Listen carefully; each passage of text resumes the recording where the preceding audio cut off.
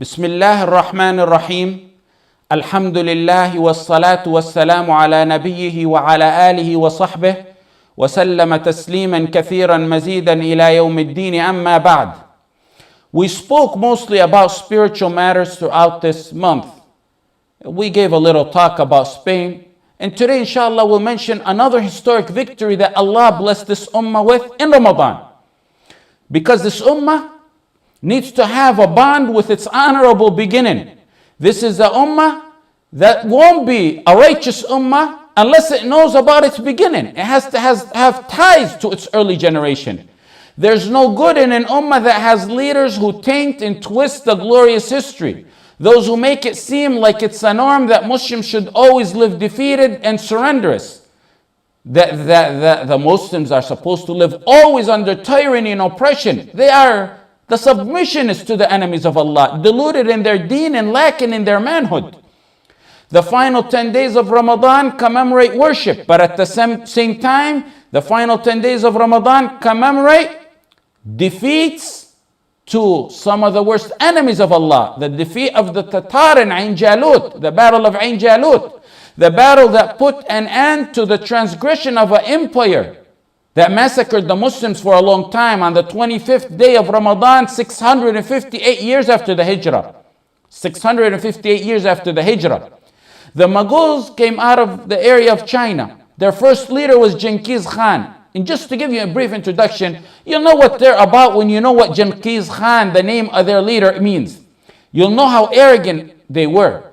It means the compeller of the universe. It means the king of all kings. It means the strongest of all the strong, depending on the variations in translations.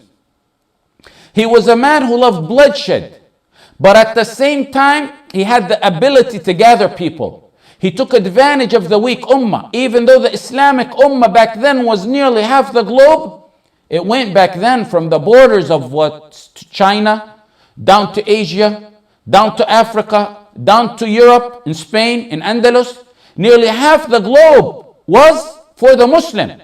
But there was division and problems, stuff that the Prophet ﷺ warned about. It's not about number and it's not about size. It's about being close and near to Allah. There was the Khilafah Abbasiyah. The Abbasiyah Khilafah that was there. But it was a mere name and not a reality. They were busy gaining wealth and making sure that they remain leaders and not caring about the ummah and neglecting the ummah. And that was in Iraq. Then if you move a little bit down to Egypt and Sham and Hijaz and Yemen, it was under the rule of some of the descendants of Salah ad-Din al-Ayyubi, but they were nothing like their father. They cared about power. They split the solid nation their father established and united. The nation he took off from to destroy the Crusaders in Hattin.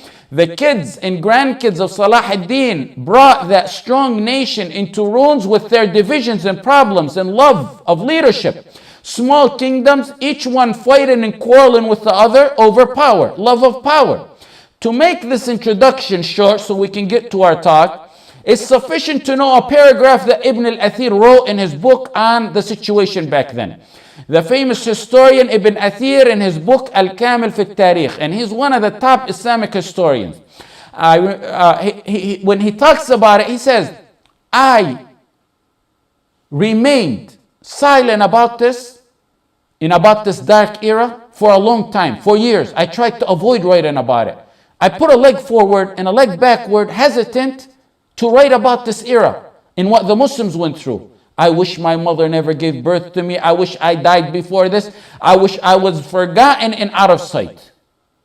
He's in agony. Ibn Athir is in agony. He's melting in agony over atrocities that happened back then. Basically, if you say was among the biggest massacres this earth has seen, among the biggest massacres this earth has seen since the time of Adam, you'd be probably accurate and not exaggerated. Anything close to it would be what Bukhta did to Bani Israel back in Bayt al-Maqdis 563 years before Isa alayhi salam.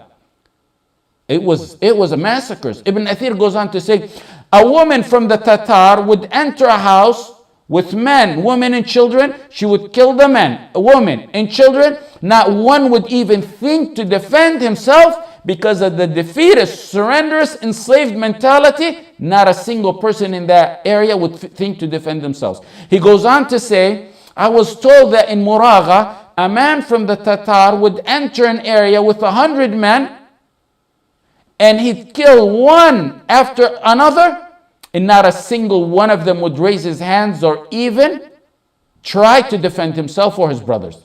They got arrogant, similar to Ad. When Ad got arrogant, they said, who's stronger than us? Hud, come here. Who's stronger than us? فأما عاد فاستكبروا في الأرض بغير الحق وقالوا من أشد منا قوة. Ad got arrogant without right. They said, who's mightier than us in strength? We're the strongest. Meaning, we're even stronger than your Lord, Hud. أولم يروا أن الله الذي خلقهم هو أشد منهم قوة وكانوا بآياتنا يجحدون. Did they forget the one who created them? He's mightier than them in strength and power. And they denied our ayat. وكانوا بآياتنا يجحدون فأرسلنا عليهم ريحا صرصرا في أيام النحسات لنذيقهم عذاب الخزي في الحياة الدنيا. What happened? Allah sent furious winds in days of evil omen for them to destroy them, to give them a taste of disgrace and humiliation in this world, and what's in the life after is even worse. وَلَعَذَابُ الْآخِرَةِ أَخْزَى وَهُمْ لَا يُنصَرُونَ. You want to get arrogant, Ad? It's not a game. You don't get arrogant with Allah and the believers. They want to post up with Allah. You don't post up with Allah. Who's stronger than us? How dare you say a statement like that? Okay, Ad, you want to say you're strong. Here's a little bit of wind. Let's see how strong you are. The wind took those physical giants in the air like toothpicks and dropped them down to their demise and end on their heads. If you were so strong, why don't you defend? It was just a little bit of wind. Namrud, same thing.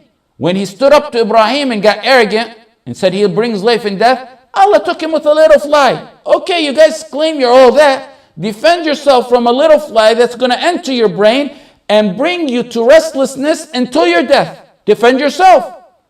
When they said the Titanic was a ship that Allah couldn't sink, Allah sunk it for them. You don't post up with Allah. When they said the army of the Tatar could never be defeated, Allah sent a servant of his to defeat it and destroy it. Qutuz took leadership within 1 year. Our man here is Qutuz, Saifuddin Qutuz. He took leadership. Within 1 year, Allah defeated the Tatar through him. In this blessed month, a small army, nothing compared to their opponents. An army that was literally set up at the spur of the moment. It was set up in deep, dark times, like times of ours today. A time when the ummah was divided. Leaders were more concerned about their thrones more than they were about their ummah. The Khilafah was an image with no reality to it. Disputes were all over. From the deep darkness of that night the Muslims were going through, arose a man and a giant named Al-Malik Al-Muzaffar Saifuddin Qutuz. He took power 657 after the Hijrah. The Tatar were at the peak of their transgression. Egypt was at stake where he was a leader. They were on the verge of attacking Egypt.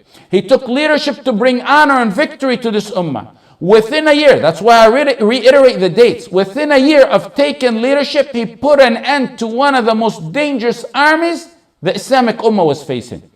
The Tatar were known for their ruthlessness and recklessness and thunderbolt victories.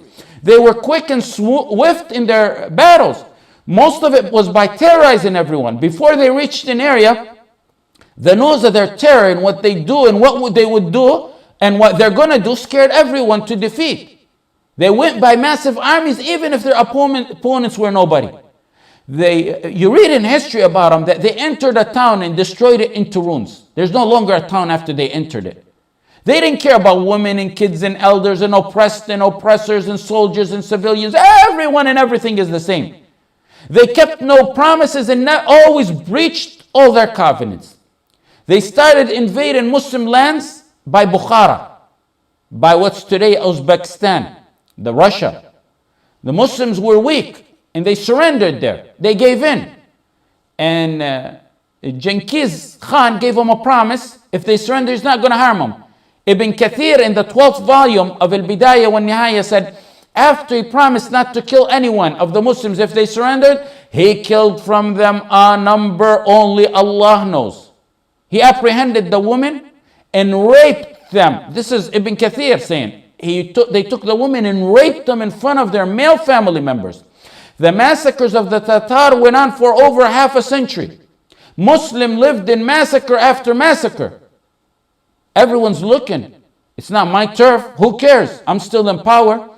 Some of the Muslim leaders went on to even help them as long as they let them stay in power. The matter really escalated when at 654 after the Hijrah, when the Tatar acquired the lands of the Romans. Their leader Holako, the son of the founder Genghis Khan, took power, and he headed to Baghdad in 656 after the Hijrah. He committed some of the biggest massacres, killing, stealing, ransacking, looting, raping, destroying the Abbasiyya Khilafah.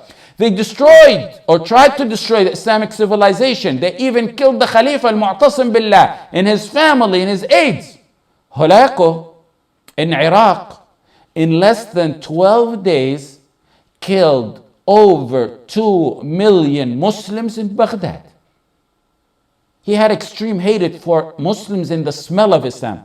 He was considered among the biggest enemies of Islam ever, and that even got worse through his wife. She used to inspire him because she was a crusader who hated Muslims as well. When he entered Baghdad, he didn't care about the Khilafah. The Khilafah was really like a hollow shell. It was just by name. His intention was to make the Ummah extinct. He wanted to kill every believer on the face of this earth. They got arrogant. They got belligerent. They kept taking Muslim lands, massacring, killing, raping. They passed Baghdad. They went to the Furat. They went down to Halab in Syria. They killed nearly all its people. Then they advanced and headed to Damascus. And then they went down to Nablus and Karak and Bayt al-Maqdis and Gaza. No resistance. No one to stand up for them. Everyone was being a coward, watching and surrendering. Watching and surrendering. No one able to stand up to him. No one really wanted to stand up to him. Now they reached their peak of their aggression. Once this happens, doesn't matter, Muslim, non-Muslim. Once someone gets the peak of his aggression, we said it many times, whether it's an individual or a nation. Once they hit their peak in oppression, the downfall is imminent and right there. Holako, the leader, sent 40 men with a letter to our king here, Al-Malik al-Muzaffar Qutuz.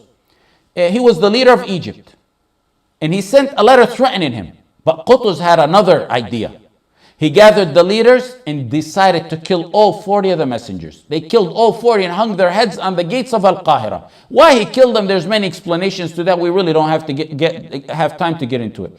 Qutuz, by the will of Allah, was determined to protect the Ummah. He wanted to fight, especially that he knew that the Tatar were heading to Egypt, no way out of it. He either gets killed, him and his people and the Muslims gets killed like sheep, or they die like men, or they may become victorious.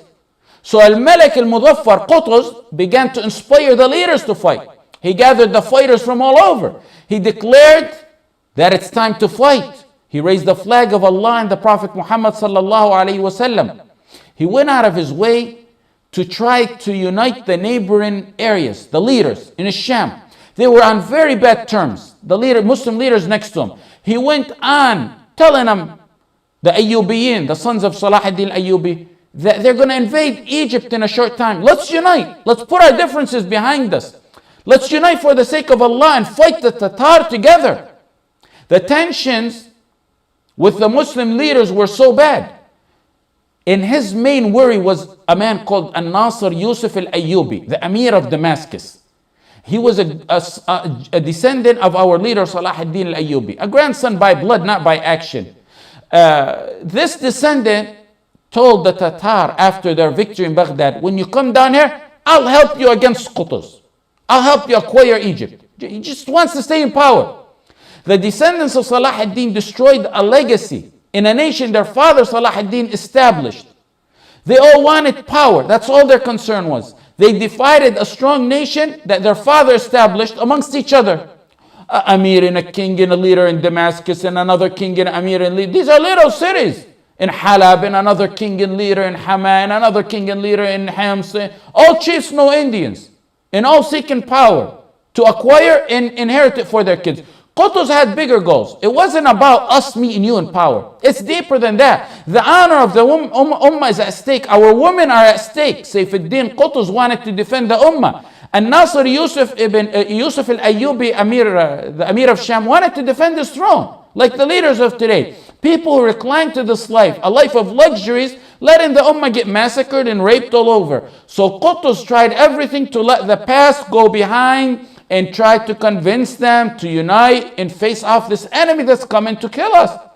Qutuz was most worried about this man, and Nasr Yusuf al-Ayyubi, the Amir of Damascus next to him, nearby him, because he feared, which was really going to happen if he stayed in power, that he's going to betray him and join with the enemies against him once the war began. To show you how noble Qutuz was, how one man can make a determining difference in this ummah, Qutuz, the leader of Egypt, knew that the neighboring man, Nasr Yusuf al-Ayyubi, loved leadership. So Qutuz wrote him and sent him a messenger. He said, you can have Egypt. I'm the leader of Egypt. You can have it. You can have my land. Take my land. Just let me be a rep. I'll be under your control. It'll be under your control. Let's just join together against this common enemy. Amazing stuff. You could never imagine leaders doing that. Today you couldn't get a leader of an Islamic society, a little markaz, a little masjid, to step down. Someone who no one even knows or cares about. But Qutuz wasn't about leadership. It was about protecting the ummah, the honor of the ummah, the women of the ummah, the blood of the ummah. And Nasr Yusuf al-Ayyubi was arrogant. He refused that offer. The days went on, and he was an obstacle. He was an obstacle to Qutuz, Sayfuddin Qutuz, because once the Tatar came, he was going to join them. But when you put your reliance on Allah and you're determined and you put your faith on Allah, Allah will find you a way out. A short time after this, after the offer of Qutuz, the Tatar come to Halab in Damascus and oust Nasr Yusuf al-Ayyubi, and he flees like a coward with his soldiers to Palestine, and from there he's forced to join the army of Qutuz. That didn't last long. He was a total failure. So he split away from Qutuz while most of his soldiers wanted to remain with Sayfuddin Qutuz. And then soon after that he was killed by some Tatar soldiers. Now Allah got rid of this man, and not only that, but he got his soldiers behind them. Let's stop here. I guess the time is up, and we'll continue with this inshallah tomorrow. We'll take off from this point tomorrow inshallah. Jazakumullah khair. Wa sallallahu ala Sayyidina Muhammad wa ala alihi wa sahbihi wa sallam.